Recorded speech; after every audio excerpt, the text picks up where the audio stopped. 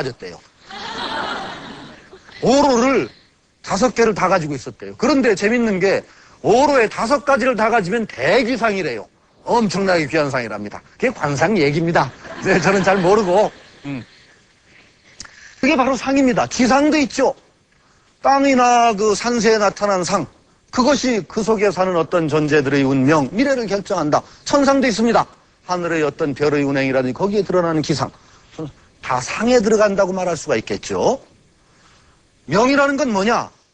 어떤 존재가 태어날 때 그 존재 자체의 운명, 미래의 어떤 발전이라든지 변화 방향을 타고난다는 겁니다.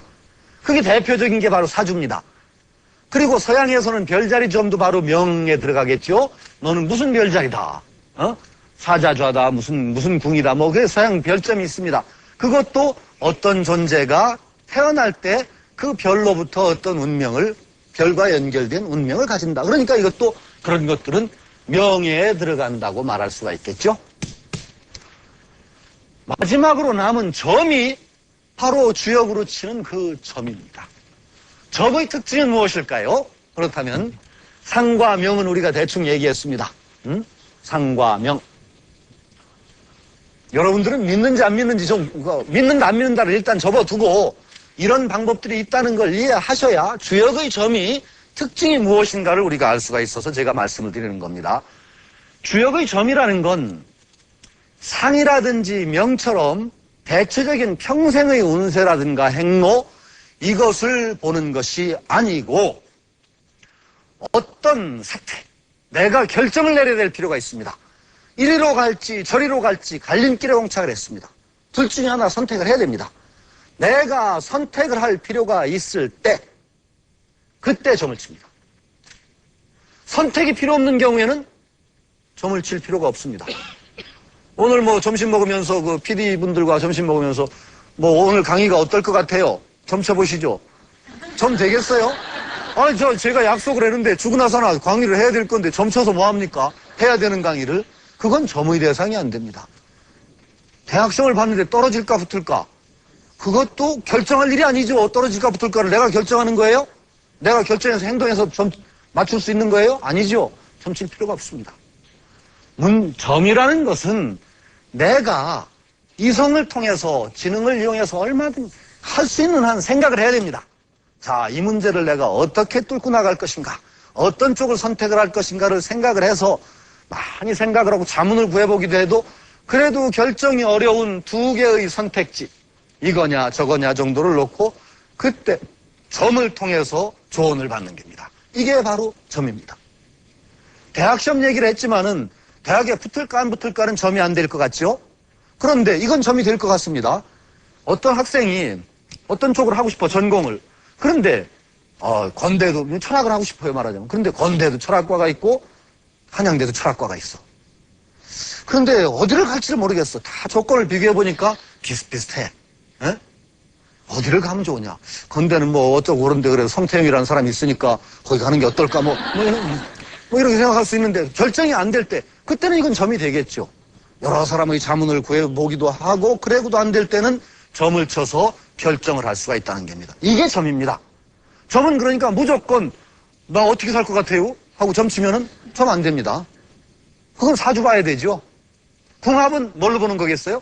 여러분 좋아하시는 궁합. 사주입니다. 당연히 사주죠. 왜? 사주를 통해서 오행의 배치를 봐요. 어떤 사람의. 이 사람은 뭐 물이 필요한 사주인데 물 많은 여자하고 결혼하면 좋다. 뭐 이런 식으로 보는 게 사주 궁합입니다.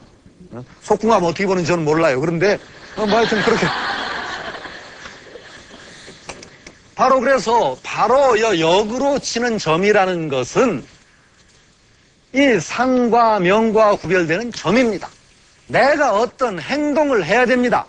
내가 선택을 해야 될 일이 있습니다. 그냥 자기는 가만히 앉아서 미래가 어떠냐가 아니라 내가 무언가를 결정할 필요가 있을 때 그때 점이 됩니다. 그러니까 자기 주체가 빠지고 자기는 맹목고 앉아서 무조건 운명을 기다리는 것이 아니라 점을 통해서 내가 어떤 것을 결정하고자 할 때 점을 치는 것이 바로 주역점입니다. 그런데 주역점에는 아주 중요한 몇 가지 특징이 있습니다. 첫째로 올바르지 않은 일은 점치지 말라 그랬습니다. 올바르지 않은 일은 점치지 말라. 도둑질을 하러 가는데 어떤 집으로 갈까? 어디로 가면 안 잡힐까? 어디로 가면 많이 털까? 만일 이게 점으로 통하면 참 큰일 날 일 아니겠어요? 주역은 참, 주역에 이런 말이 있습니다.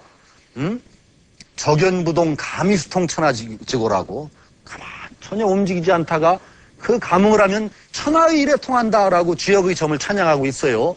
그렇게 천하의 일에 달통하는 주역의 점을 가지고 도둑질해봐요. 그게 딱딱 맞아떨어지고 그럼 여러분 하루도 편히 잠잘 분 없어요. 그건 안 되죠. 주역의 점은 절대 올바른 일, 바른 일 아니면 치지 않는다.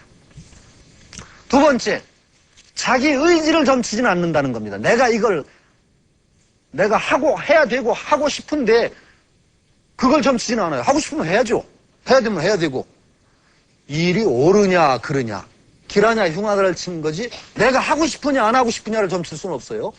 그렇죠? 그거 치면 안 돼요. 그 다음에 결과가 뻔한 걸 점치면 안 돼요. 결과가 분명히 안 돼. 내가 봐도 안 되고 네가 봐도 안 되고 10사람이 보면 10사람도 안 된다고 그래. 그건 점칠 필요 없어요. 안 해야 돼요. 목줄 그냥 빡빡 우기듯이 그래도 행여나 별로 안 좋은 거예요. 태도가 안 좋아요. 요행을 바라는 점은 바람직하지 않다는 겁니다. 그리고 아까 얘기한 대로 자기가 생각할 수 있는 한 생각을 해서 선택지를 좁혀놓고 거기서 점을 친다는 겁니다. 그러니까 단순히 운명에 맡겨서 기다리는 것이 아니라 나의 결정에 참고를 하는 겁니다. 중요한 참고. 그런데 참고를 얻는 방식이 참 재미있어요. 다른 여타의 세계 어떤 점을 봐도 주역점처럼 이렇게 정교하고도 과학적이라면 과학적일까요? 짜임새 있고 빈틈 없이 짜여진 점법이 없습니다. 지금 보세요. 양 두 개의 부어입니다. 자기 인생의 문제, 절실한 문제를 조명하는데 침 튀겨서 하는 것도 아니고 침이 어떤 쪽으로 튀기냐 동전 던지는 것도 아니고 이게 아주 심오한 철학적 원리를 가지고 점을 치는 겁니다. 음양이라는 것은 아주 궁극적이고 철학적인 원리입니다. 우주, 자연의 원리이기도 하고 인생 만사를 지배하는 가장 궁극적인 원리라고 음양은 말해줍니다. 이것을